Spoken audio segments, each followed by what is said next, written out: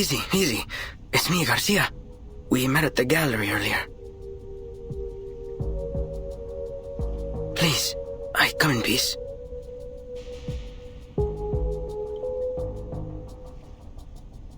It's you, Octavia! The murderer herself! Please, calm yourself, Miss Recoleta. The jailer has already confirmed that she wasn't the one to fire at the idealist. The shot came from somewhere else in the room.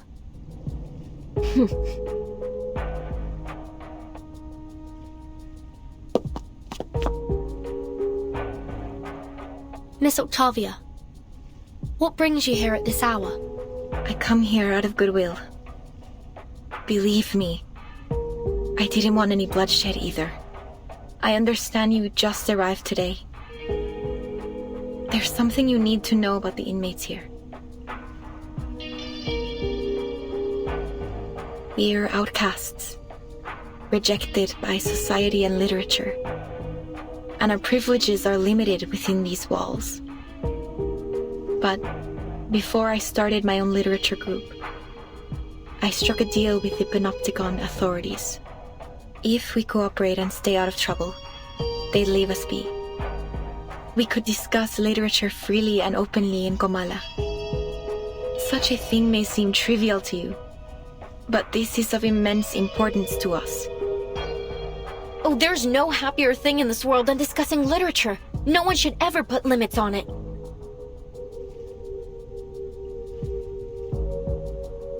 You're right, Recoleta.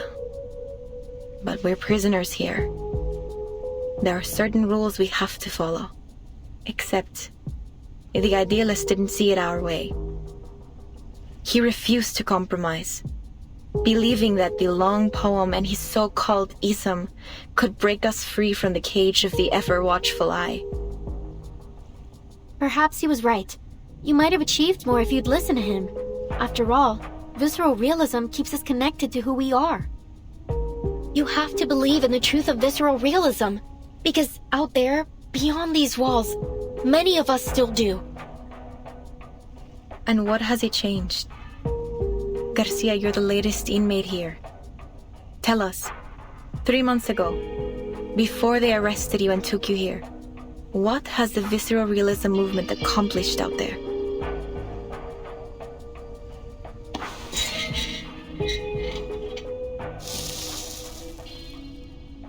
At first, it was revolutionary. Young poets joined in droves. We held gatherings. And the literary world seemed alive again. I was just a kid when the leading poets left the city. Everyone thought it was only temporary. But it didn't come back. And nothing has happened since. No one says it. But we all know. Visceral realism died in 1977. No, not for me. It's not dead as long as people still believe in it. I believe in it.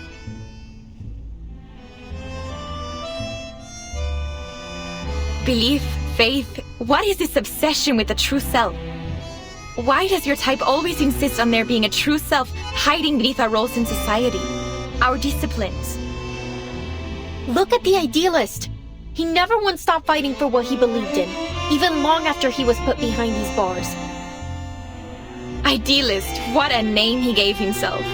Who will he be when he finally breaks free from the eyes of the central tower? When he is left without his willful audience? And nobody. That's why. And that is a truth even he is terrified of. Miss Octavia, I hope you've come with something more important to share than just some criticism of the idealist. You're right. I have an important message for you. Dr. Torres, I heard you were looking for her. The woman from the Sao Paulo Veterans Residence.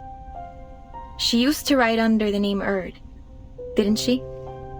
Yes, that's right. Do you know her? You're the first person I've met here to speak plainly about her. Do you know where she might be? We crossed paths, but only briefly. I'm not sure where she's gone. Maybe the authorities know. However, she left this with me. I think you'll need it more than I do.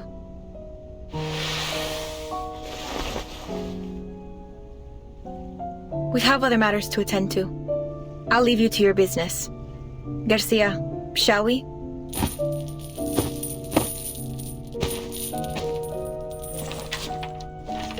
The physician told me the horrifying truth about the panopticon of Kamala and the power behind it. Manus Vindictae.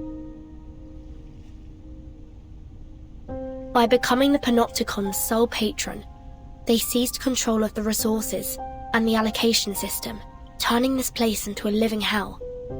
I suspect that the physician, the current highest authority here, is responsible for this situation.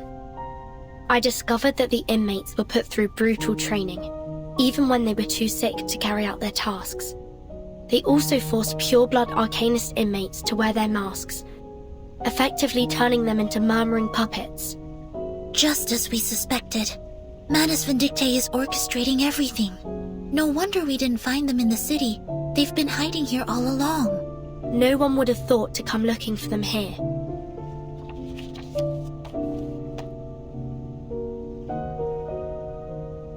But why would Miss Octavia bring this to us? What's in it for her? Do you think she's trying to mislead us, Timekeeper? Maybe. But the handwriting in that notebook is most certainly Erd's. If she's leading us astray on purpose, why? Miss Recoleta, what do you think? Could she be Aleph? Not a chance. Haven't you seen how she denies everything beautiful in the world? Aleph would never be so biased. No. Aleph is like a mirror. He reflects both light and shadow. But, Octavia, maybe she hasn't looked at the shadow within for a long time. I know that look on her face. It's the look of a writer. I've seen so many like her during my trip. The faces of a lost, struggling generation.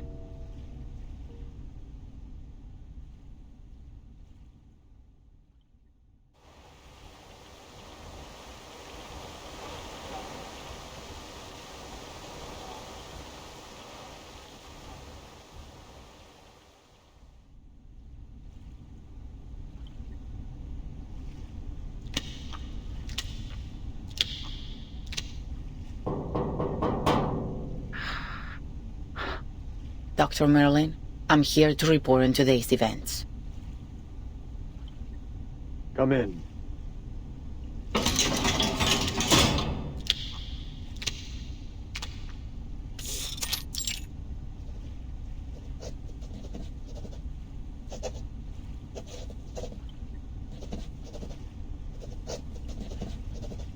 There was a commotion in the gallery today, sir. An inmate known as the Idealist was severely injured. The inmates nearby said he lost consciousness from blood loss. However, after we put everyone back in their cell, the Idealist was gone. I made a sweep of the grounds, but there was no trace of him. It's possible that he regained consciousness and went into hiding. I'll perform a full search tomorrow.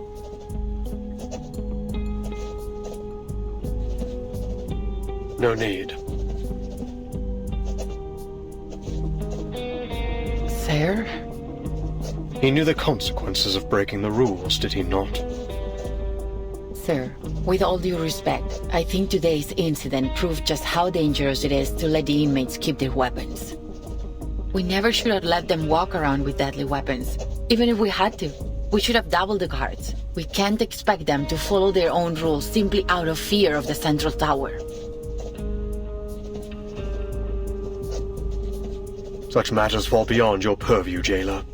You only need to do what's required of your title. Is there anything else? There is another thing.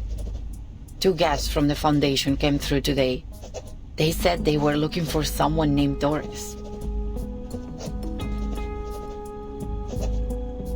They've shown a willingness to cooperate, though they were involved with the incident in Corridor Zero.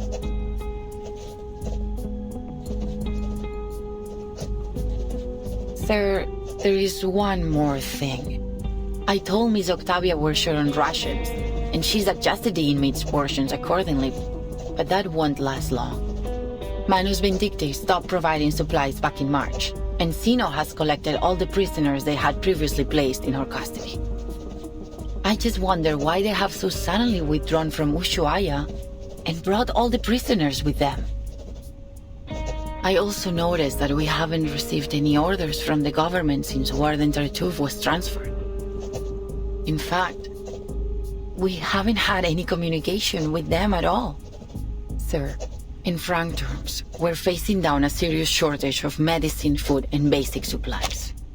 At this rate, the Panopticon will soon be unable to operate. Where will our inmates go then?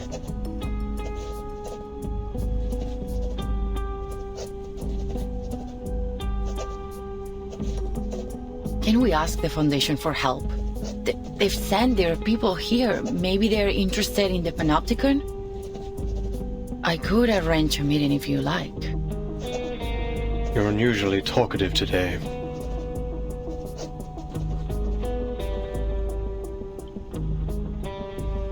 Pardon, sir?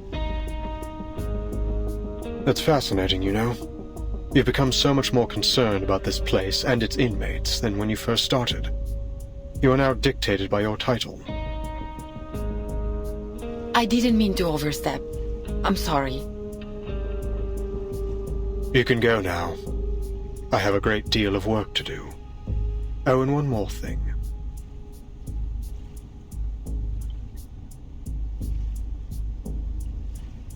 Make sure this month's Kamala Congress is held according to schedule. Yes, sir.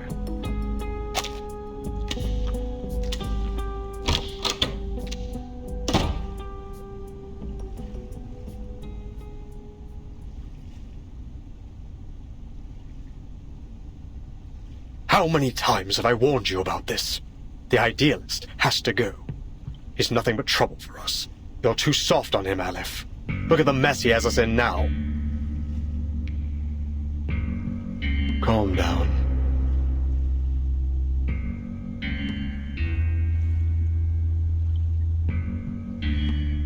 He's a rabble-rousing thief, a self-destructive maniac, a snake in the grass. He even stole the tea of Kamala from me.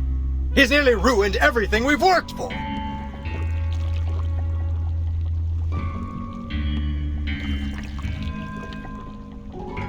It's only a die, Merlin. It does nothing more than a die can do. You were there today. You saw what he did. He managed to change the Panopticon with this die, even if only for a second. He'll ruin my work, Aleph. He's a slave to his passion. His head is filled with impulsive thoughts. I don't trust him. We can't trust him. I've done everything you've asked. Now it's time to do your part.